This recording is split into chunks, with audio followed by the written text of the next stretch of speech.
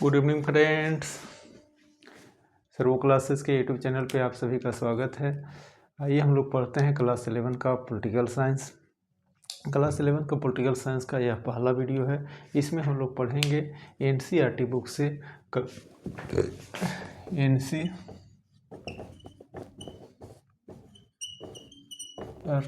NCERT book से हम लोग पढ़ेंगे चैप्टर नंबर 1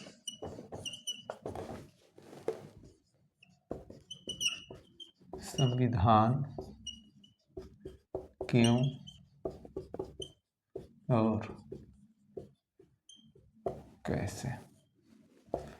यानी चैप्टर का नाम है संविधान क्यों और कैसे। और एनसीईआरटी बुक हम लोग कौन सा पढ़ रहे हैं मैं लिख देता हूँ। भारत का संविधान सिद्धांत और व्यवहार, ये आपका एनसीईआरटी का। जैसा कि आप लोग जानते हैं कि 11th क्लास में एनसीईआरटी का 2 बुक है पॉलिटिकल साइंस के लिए। पहला है भारत का संविधान सिद्धांत और व्यवहार और दूसरा है राजनीतिक सिद्धांत। तभी हम लोग भारत का संविधान सिद्धांत और व्यवहार बुक पढ़ रहे हैं। उसका चैप्टर नंबर 1 अभी पे हम लोग अभी पढ़ेंगे। चैप्टर नंबर 1 में क्या पढ़ना है? संविधान क्यों और कैसे। संविधान क्यों और कैसे हम लोग को पढ़ना है। इसमें हम लोग मुख्यतः 3 टॉपिक पे बात करेंगे। पहला है संविधान किसे कहते हैं। दूसरा टॉपिक है संविधान समाज को क्या देता है। तीसरा टॉपिक है भारत का संविधान का निर्माण कैसे हुआ। यानी ये 3 टॉपिक को हम लोग को बारी बारी से बात करना है। पहला टॉपिक संविधान किसे कहते हैं। यानी आइए हम लोग फर्स्ट टॉपिक पे बात करते हैं, यानी संविधान किसे कहते हैं, इस पे बात करते हैं। तो सबसे पहले संविधान का परिभाषा जानते हैं कि संविधान है क्या, उस पर क्लियर हो जाएगा कि संविधान किसे कहते हैं। तो आइए संविधान का परिभाषा क्या है इस पे बात करते हैं। तो संविधान वह लिखित अलिखित दस्तावेज है जो किसी देश या संस्था की शासन व्यवस्था को सुचारू रूप से संचालित कराने से संबंधित नियम कानून की संग्रह को ही संविधान कहते हैं। जैसा कि परिभाषा में मैंने लिखा है कि संविधान वह लिखित, परिभाषा में मैंने लिखा है कि संविधान वह लिखित अलिखित दस्तावेज है जो किसी देश या संस्था की शासन व्यवस्था को सुचारू रूप से संचालित कराने से संबंधित नियम कानून की संग्रह को ही संविधान कहते हैं। यानी मुख्यतः संविधान क्या है?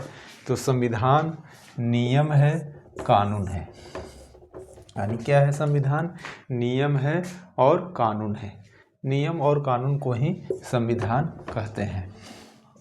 संविधान बोल रहे हैं, इसका मतलब स्पष्ट है कि संविधान क्या है? नियम है और कानून है। नियम कानून का संग्रह को ही संविधान कहते हैं। अब संविधान दो तरह का होता है। संविधान दो तरह का होता है। पहला है लिखित संविधान, पहला लिखित संविधान और दूसरा अलिखित संविधान। लिखित संविधान कहने का अर्थ है कि वैसा संविधान जिसका प्रत्येक नियम कानून का एक लिखित विवरण हो और उसी लिखित विवरण से देश या संस्था को सुचारू रूप से चलाया जाता हो। अलिखित संविधान कहने का अर्थ है, अलिखित संविधान कहने का अर्थ है कि वैसा संविधान जहाँ परंपराओं पर आधारित शासन व्यवस्था हो। वैसे देश का संविधान जहाँ परंपराओं पर आधारित शासन व्यवस्था हो। जैसे लिखित संविधान, लिखित संविधान वाली दुनिया का सबसे पहला देश है यूएसए, और अलिखित संविधान वाला देश है ब्रिटेन, इजराइल। इस बार लिखित वाला संविधान वाला देश है यूएसए, फ्रांस, ऑस्ट्रेलिया, भारत लिखित संविधान वाले देश हैं। यानी कि संविधान क्या है? तो संविधान हम लोग जाने कि संविधान क्या है। संविधान वह लिखित अलिखित दस्तावेज है जो किसी देश या संस्था की शासन व्यवस्था को सुचारू रूप से संचालित कराने से संबंधित नियम कानून की संग्रह को ही संविधान कहते हैं। संविधान दो तरह का होता है। पहला लिखित संविधान जो कि यूएसए, भारत, फ्रांस, ऑस्ट्रेलिया वगैरह में है, और दूसरा अलिखित संविधान जो ब्रिटेन, इजराइल वगैरह में है। अलिखित संविधान वाले देशों की शासन व्यवस्था परंपराओं पर आधारित शासन व्यवस्था होती है, जबकि लिखित संविधान वाले देशों का शासन व्यवस्था संविधान पर आधारित होती है। यानी संविधान में लिखित विवरण के आधार पर वहाँ की शासन व्यवस्था को चलाया जाता है। तो चलिए संविधान किसे कहते हैं ये हम लोग का क्लियर हुआ। इसके बाद हम लोग पढ़ेंगे संविधान समाज को क्या देता है। इसके बाद हम लोग पढ़ेंगे, ये टॉपिक क्लियर हो गया। संविधान किसे कहते हैं? स्पष्ट है कि संविधान क्या है? तो संविधान नियम और कानून है। यानी कि बिना नियम और कानून को किसी भी देश या संस्था को सुचारू रूप से, सुसंगत रूप से नहीं चलाया जा सकता है। यानी किसी भी देश या संस्था को सुचारू रूप से चलाने के लिए एक संविधान की आवश्यकता पड़ता है। चलिए तब हम लोग जानते हैं कि संविधान समाज को क्या देता है। चलिए इसको मिटाते हैं, साफ करते हैं।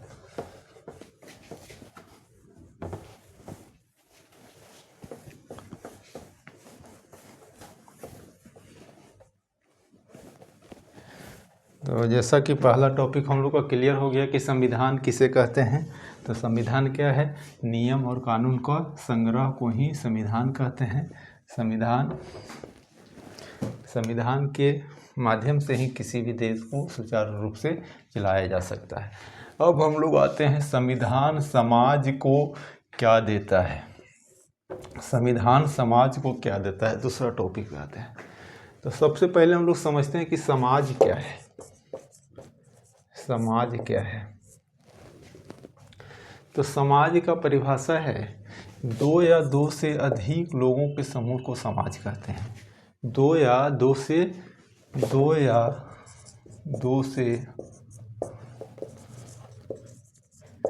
अधिक लोगों का समूह को समाज कहते हैं। यानी समाज के निर्माण के लिए न्यूनतम दो लोग की आवश्यकता होती है। यानी बिना दो लोग का कम से कम दो लोगों का, दो नागरिकों का होना आवश्यक होता है समाज के लिए। तो क्या है समाज, संविधान समाज को क्या देता है? हम लोग समझ गए कि संविधान क्या है, समाज क्या है। चलिए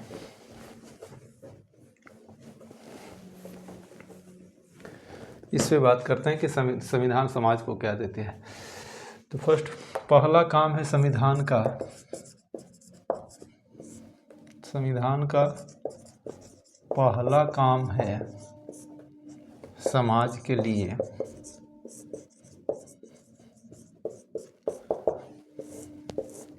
जैसा कि हम लोग जानते हैं समाज में अनेक तरह के लोग रहते हैं, अनेक जाति के लोग रहते हैं, अनेक धर्म के लोग रहते हैं, अनेक कल्चर के लोग रहते हैं, अनेक संप्रदाय के लोग रहते हैं। उन सभी में एक आपसी तालमेल कैसे बना रहे, आपसी विश्वास कैसे बना रहे, आपसी सद्भाव कैसे बना रहे, ये इसका निर्धारण संविधान करता है। यानी संविधान समाज के लिए एक बुनियादी कानून, एक बुनियादी नियम कानून उपलब्ध कराती है, जिससे कि समाज में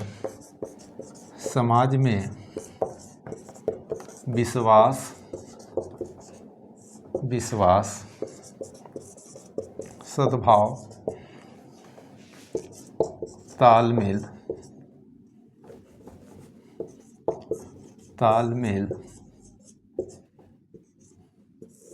बना रहे।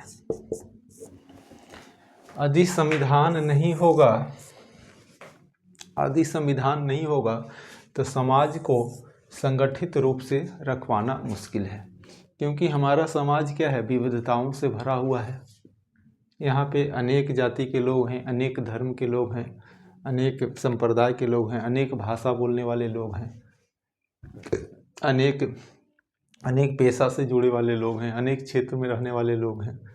तो सभी में आपसी समन्वय कैसे बना रहे, इसके लिए संविधान एक बुनियादी नियम प्रदान करती है, जिससे कि समाज में तालमेल बना रहे। तो संविधान का पहला काम क्या है कि समाज में विश्वास, सद्भाव, तालमेल बनाने के लिए संविधान एक बुनियादी नियम समाज को देता है। संविधान का दूसरा काम क्या है? समाज का दूसरा काम है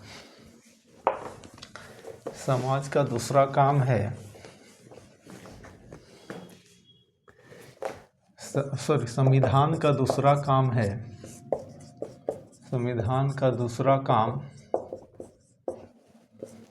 काम है कि समाज में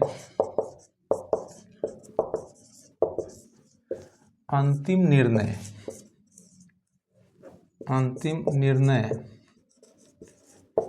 लेने की शक्ति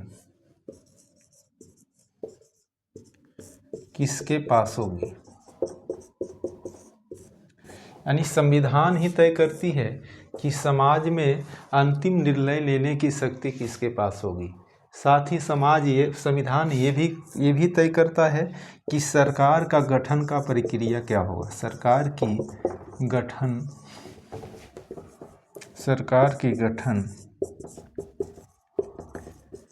कैसे किया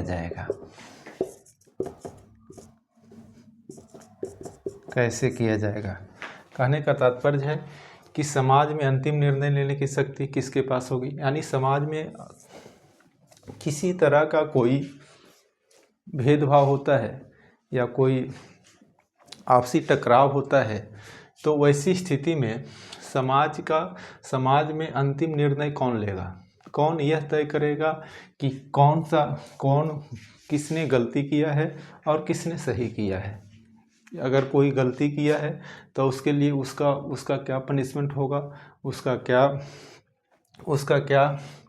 क्या प्रावधान होगा, उसको क्या सज़ा मिलेगा, इन सब चीज़ों को कौन तय करेगा। यानी समाज में अंतिम निर्णय लेने की शक्ति किसके पास होगी, इसका निर्धारण भी संविधान ही करता है। और संवैधानिक प्रक्रिया के तहत ही हम देखते हैं कि कोई व्यक्ति अगर समाज में किसी तरह का कुछ गलत करता है तो उसके अकॉर्डिंग उसको न्यायालय के द्वारा उसको एक संवैधानिक प्रक्रिया के तहत उसको सजा या पनिशमेंट दिया जाता है। साथ ही सरकार की गठन कैसे किया जाएगा, यानी कि संविधान का यह भी काम है कि सरकार की गठन कैसे किया जाएगा, सरकार की कार्य प्रणाली क्या होगी, सरकार की कार्य प्रणाली क्या होगी, यानी सरकार के शासन करने की प्रणाली क्या होगी, यह भी कौन तय करता है, संविधान तय करता है।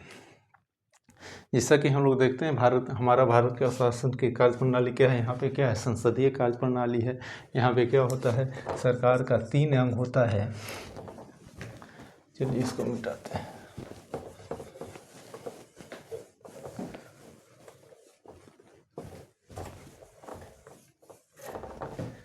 सरकार का 3 अंग है। पहला है विधायिका, दूसरा है कार्यपालिका और तीसरा है न्यायपालिका। तीसरा है न्यायपालिका। पहला विधायिका, दूसरा कार्यपालिका, तीसरा न्यायपालिका। ये क्या है, सरकार का गठन। ये जो विधायिका, कार्यपालिका, न्यायपालिका की बात हम कर रहे हैं, ये तीनों क्या है, एक संवैधानिक प्रक्रिया के तहत किसका गठन किया गया है। विधायिका का क्या कार्य है, विधायिका कानून बनाती है, कानून बनाती है, जबकि कार्यपालिका क्या करती है, कानून को लागू कराती है, लागू कराती है। और न्यायपालिका क्या करती है, न्यायपालिका न्याय दिलाती है। साथ ही विधायिका और कार्यपालिका का कैसे कार्य कर रही है, इसका देख रेख भी कौन करता है, न्यायपालिका करता है। यानी कहने का मतलब है कि ये जो सरकार का गठन किया गया, किसके तहत किया गया, तो संविधान के तहत किया गया। यानी सरकार, लोकतांत्रिक देश में सरकार का गठन एक संवैधानिक प्रक्रिया के तहत होगी और सरकार के 3 अंग होगा, विधायिका, कार्यपालिका, न्यायपालिका। ये मैं अपने भारत के परिप्रेक्ष्य में बात कर रहा हूँ। विधायिका क्या काम करेगी, कानून बनाती है। विधायिका का क्या काम है, तो कानून बनाती है। और कार्यपालिका क्या करती है, कानून लागू कराती है। और न्यायपालिका न्याय दिलाती है। और साथ ही विधायिका और कार्यपालिका का कार्य को देखभाल करती है। विधायिका कहने का क्या अर्थ है, विधायिका कहने का अर्थ है कि लोकसभा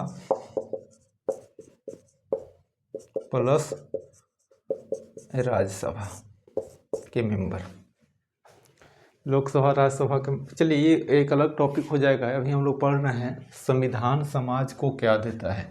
तो पहला काम हम लोग देखें कि संविधान समाज को वह बुनियादी नियम उपलब्ध कराती है जिससे कि समाज में आपसी तालमेल, आपसी विश्वास, आपसी भाईचारा, आपसी सद्भाव बना रहे।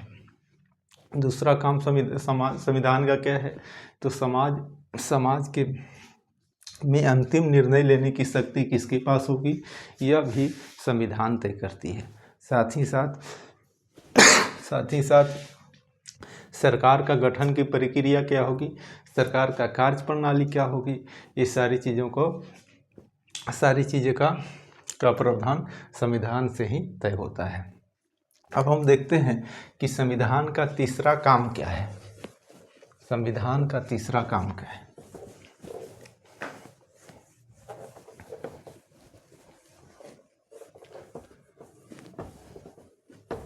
संविधान का तीसरा काम क्या है, तीसरा काम पे बात करते हैं। तो संविधान का तीसरा काम है कि समाज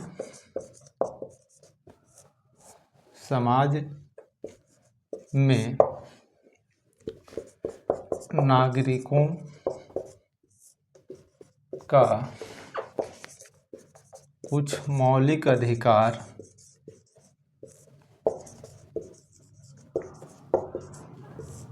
होगी जिसे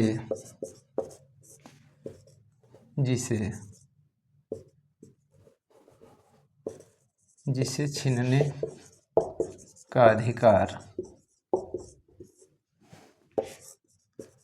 सरकार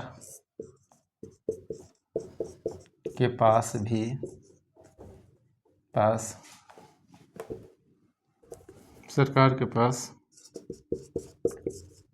भी नहीं होगा।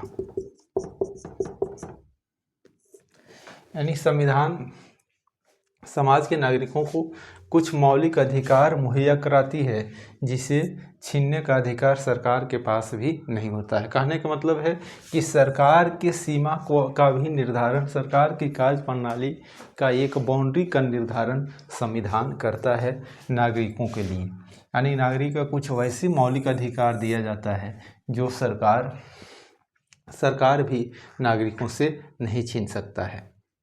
आगे हम पढ़ेंगे अगला चैप्टर में कि भारतीय संविधान के माध्यम से भारत के नागरिकों को वर्तमान में 6 तरह के मौलिक अधिकार प्राप्त है, जो कि मूल संविधान में 7 मौलिक अधिकार था।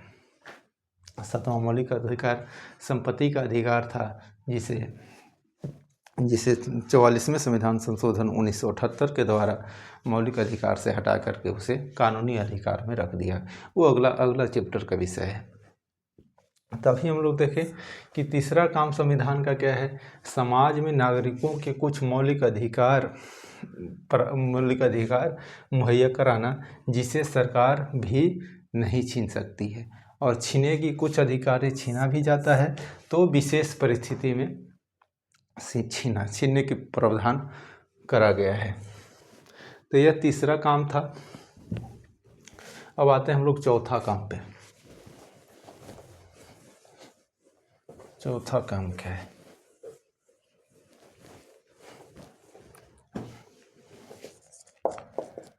यानी फोर्थ क्या है? संविधान समाज को क्या देता है? चौथा ये है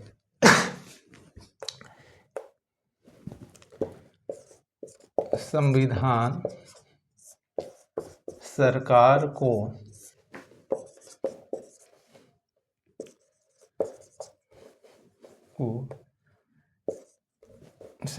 सरकार को विशेष इतना शक्ति प्रदान करती है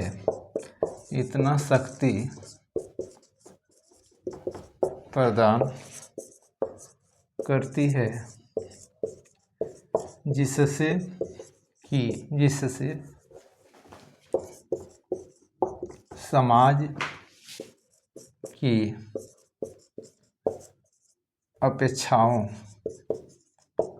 अपेक्षाओं या आकांक्षाओं की पूर्ति की जा सके। चौथा काम क्या है? चौथा काम यह है कि संविधान सरकार को इतना शक्ति प्रदान करती है जिससे कि समाज की अपेक्षाओं और आकांक्षाओं को पूर्ति की जा सके और एक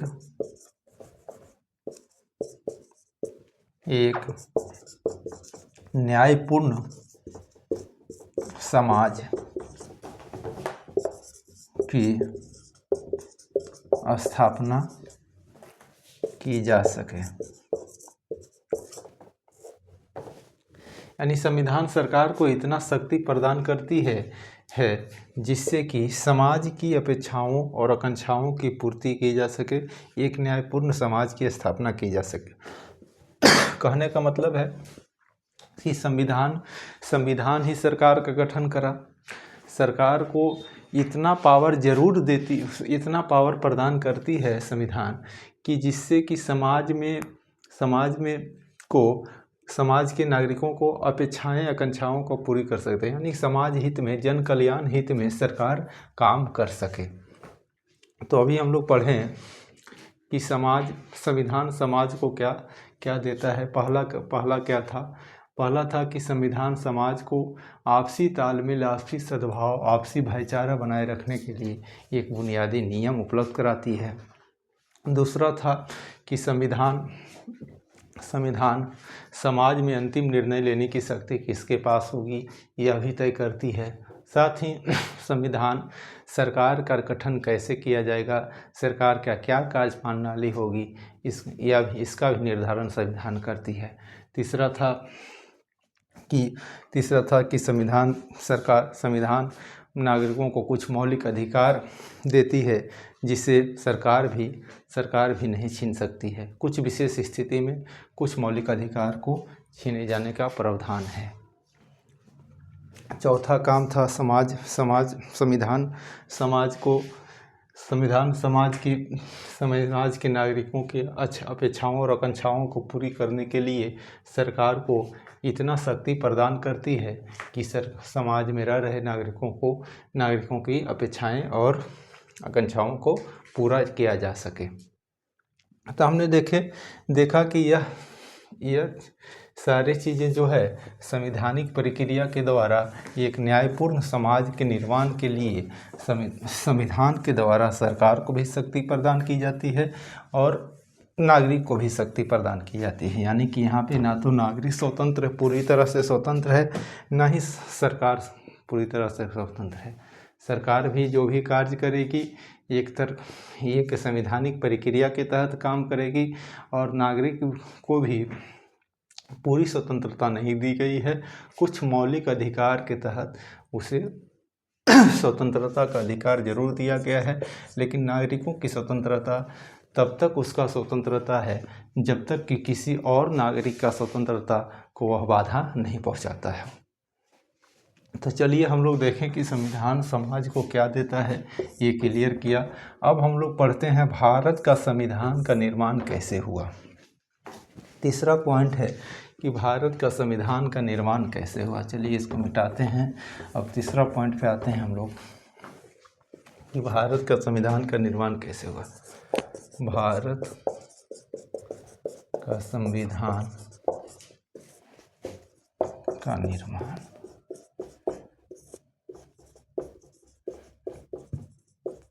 कैसे हुआ। तो हम लोग सभी जानते हैं कि हमारा देश क्या था, गुलाम था, ब्रिटिश सरकार का गुलाम था। हमारे देश के आज़ादी के लिए बहुत सारे आंदोलन हुआ। जब हमारे देश को अंग्रेज़ों ने छोड़ने की बात कही तो अंग्रेज़ों ने हमारे देश के सामने एक संविधान का प्रस्ताव रखा और बताया कि हम अगर आपका देश को छोड़ भी देते हैं तो आप अपना देश को चलाओगे कैसे। चलाने के लिए एक संविधान का होना अति आवश्यक है। तो हमारा देश का जो संविधान का निर्माण हुआ वो ब्रिटिश सरकार के कैबिनेट मिशन योजना के तहत हुआ। Cabinet mission. अब ये कैबिनेट मिशन क्या है?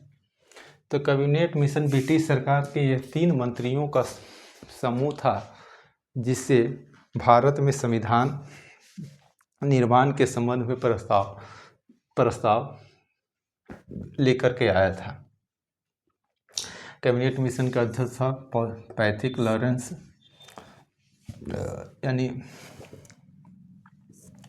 तो भारतीय संविधान का निर्माण कैसे हुआ, भारतीय संविधान का निर्माण कौन किया?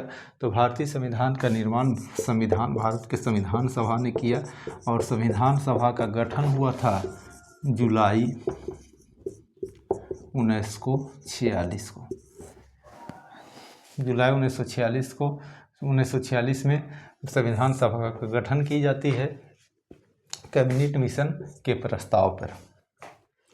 तो यह संविधान सभा में तय हुआ कि 389 सदस्य होंगे।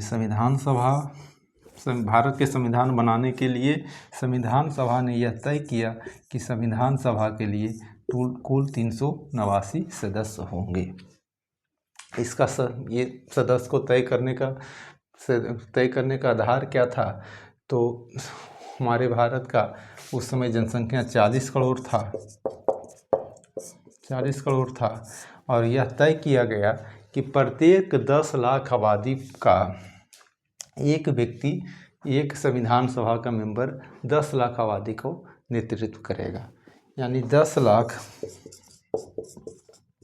10 लाख आबादी 10 लाख आबादी को एक व्यक्ति नेतृत्व करेगा, रिप्रेजेंट करेगा। यानी 10 लाख आबादी पे एक संविधान सभा के मेंबर का चुनाव करा गया, और 10 लाख व्यक्ति पे 10 लाख आबादी पे एक संविधान सभा के मेंबर का चुनाव करा गया, और उसके अकॉर्डिंग संविधान सभा में कुल 389 सदस्यों का निर्धारण किया गया, जिसमें से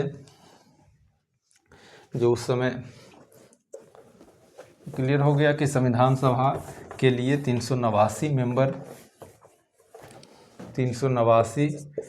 मेंबर का निर्धारण किया गया, और इसका निर्धारण का आधार था 10 लाख आबादी से एक व्यक्ति।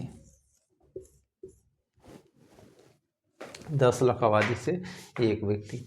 अब 389 मेंबर कहाँ से चुन करके आए, कहाँ से मनोनीत करके आए, इस पर हम बात करते हैं।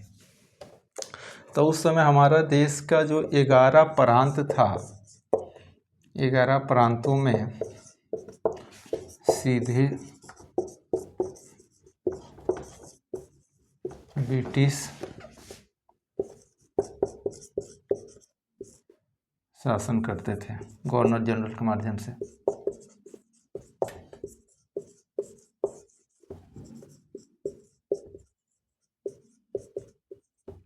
गवर्नर जनरल के माध्यम से 11 प्रांतों में सीधे ब्रिटिश शासन करते थे, और 4 चीफ कमिश्नरी प्रांत था। पहला दिल्ली, दूसरा अजमेर, तीसरा कुर्ग, और चौथा बलूचिस्तान। 4 कमिश्नरी प्रांत था, चीफ कमिश्नरी प्रांत था, जिसमें भी अंग्रेज सीधे तौर पे शासन करते थे, और 565 देसी रियासत थे उससे। तो ये पूरे की आबादी 40 करोड़ के आसपास था, जिसके लिए कि भारत के संविधान का निर्माण करना था। उनमें से संविधान सभा के लिए कुल 389 सदस्यों का निर्धारण किया गया, और प्रत्येक 10 लाख पे एक सदस्यों का चुनाव कराना तय हुआ। तो दिल्ली से एक, अजमेर से एक, कुर्ग से एक, और ये बलूचिस्तान से एक, यानी टोटल 4 कमिश्नरी प्रांत से सदस्यों का निर्वाचन करा गया, और 11 प्रांत जो सीधे ब्रिटिश गवर्नर जनरल के द्वारा शासन होता था, वहाँ से 292 सदस्यों का निर्वाचन किया गया। साथ में 565 देसी रियासतों से 92 सदस्यों का मनोनयन किया गया। यहाँ से क्या हुआ, मनोनीत किए गए। यहाँ से क्या हुआ, मनोनीत किए गए, जबकि 11 प्रांतों से अप्रत्यक्ष तरीके से, अप्रत्यक्ष चुनाव के माध्यम से 292 सदस्यों का निर्वाचन किया गया। अप्रत्यक्ष कहने का मतलब है कि 11 प्रांतों में जो विधानसभा के मेंबर थे, उनके द्वारा 292 सदस्यों को चुना गया, जबकि 4 कमिश्नरी क्षेत्रों से भी प्रत्येक कमिश्नरी क्षेत्रों से एक मेंबर का निर्वाचन किया गया, और साथ ही देसी रियासतों से 92 सदस्यों का मनोनीत किया गया। यानी टोटल 292 प्लस 292 बोल रहे हैं, 93 93 सदस्यों देशी रियासत से आए और टोटल 389, यानी 292 कितना हो गया प्लस 4 यानी कितना हो गया 3 2 5 4 9 9 9 18 और 2 1 3 यानी 389, टोटल 389 सदस्यों का संविधान सभा के निर्माण के लिए निर्वाचन किया गया। तभी हम लोग देखा कि संविधान सभा के कुल 389 सदस्य पूरे भारत से निर्वाचित होकर के, साथ ही मनोनीत होकर के संविधान बनाने के लिए एकत्रित हुए। तो संविधान बनाने की प्रक्रिया संविधान सभा की पहली बैठक से हुई। संविधान सभा की पहली बैठक 9 दिसंबर 1946। 9 दिसंबर 1946 को संविधान बनाने के लिए संविधान सभा की पहली बैठक की गई और यह दिन था सोमवार को 11 बजे, प्रातः 11 बजे, सुबह का 11 बजे नई दिल्ली के चैम्बर काउंसिल के पुस्तकालय भवन में। चलिए, तो संविधान सभा की पहली बैठक संविधान बनाने के लिए 9 दिसंबर 1946 को की गई और इस बैठक को मुस्लिम लीग ने बहिष्कार करा था और इस बैठक में टोटल 207 मेंबर शामिल हुए थे। कितना मेंबर शामिल हुए थे? 207 मेंबर शामिल हुए थे, जबकि मेंबर की संख्या कितना था? 389। तो संविधान सभा की पहली बैठक में डॉक्टर सच्चिदानंद सिन्हा को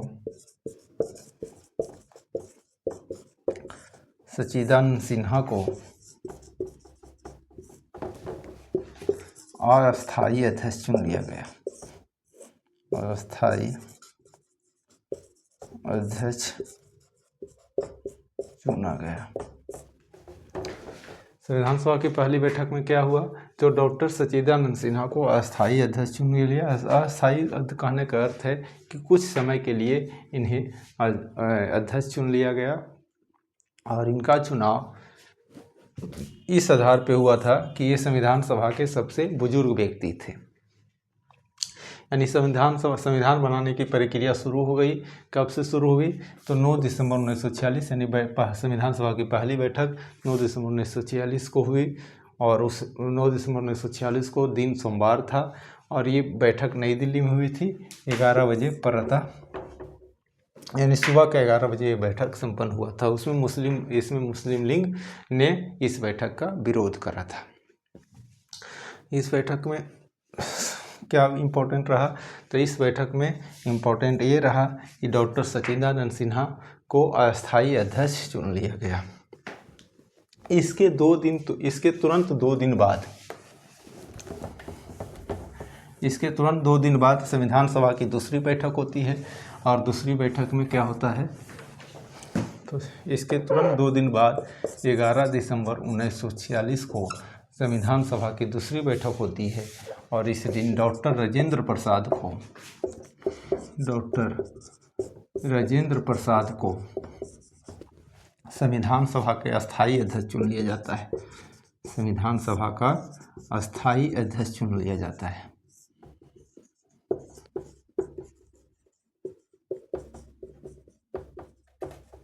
चुन लिया जाता है। 11 दिसंबर 1946 को डॉक्टर राजेंद्र प्रसाद को अस्थायी अध्यक्ष के रूप में चुन लिया जाता है और साथ ही साथ इस दिन एच.सी. मुखर्जी जो बंगाल से बिलोंग करते थे, लास्ट में जाकर बंगाल के राज्यपाल भी रहे, एच.सी. मुखर्जी को संविधान सभा का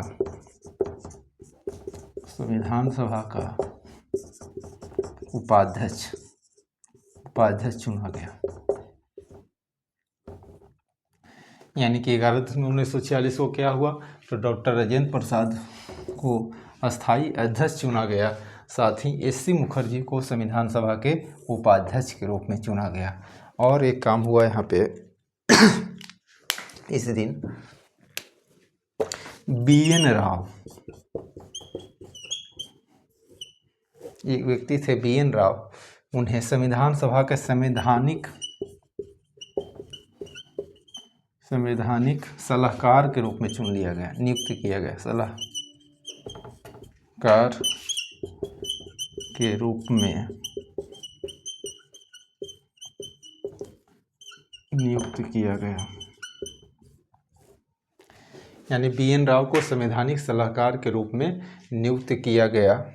कब नियुक्त किया गया? तो 11 दिसंबर 1946 को। यानी 11 दिसंबर 1946 के संविधान सभा के दूसरी बैठक में क्या हुआ?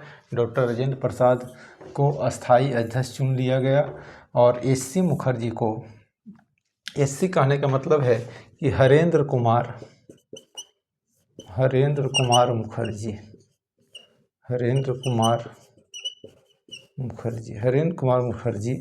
जो बंगाल से बिलोंग करते थे, उन्हें संविधान सभा के उपाध्यक्ष के रूप में चुना गया। साथ ही बी.एन. राव को संवैधानिक सलाहकार के रूप में, संविधान सभा के संवैधानिक सलाहकार के रूप में नियुक्त किया गया।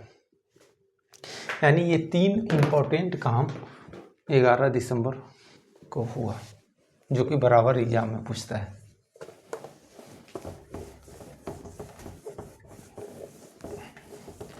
यानी संविधान सभा की पहली बैठक में क्या हुआ? संविधान सभा की पहली बैठक 9 दिसंबर 1946 को हुआ और 9 दिसंबर 1946 का जो पहली बैठक था उसका मुस्लिम लीग ने विरोध किया था और पहली बैठक में कुल 207 लोग ने शामिल हुआ था। टोटल सदस्य कितना था? 389 था। पहला बैठक में कितना? 207 लोग शामिल हुआ था। अब आते हैं संविधान सभा की तीसरी बैठक, यानी तीसरा बैठक कब हुआ? तो तीसरा बैठक होता है 13 दिसंबर 1946 को। 13 दिसंबर 1946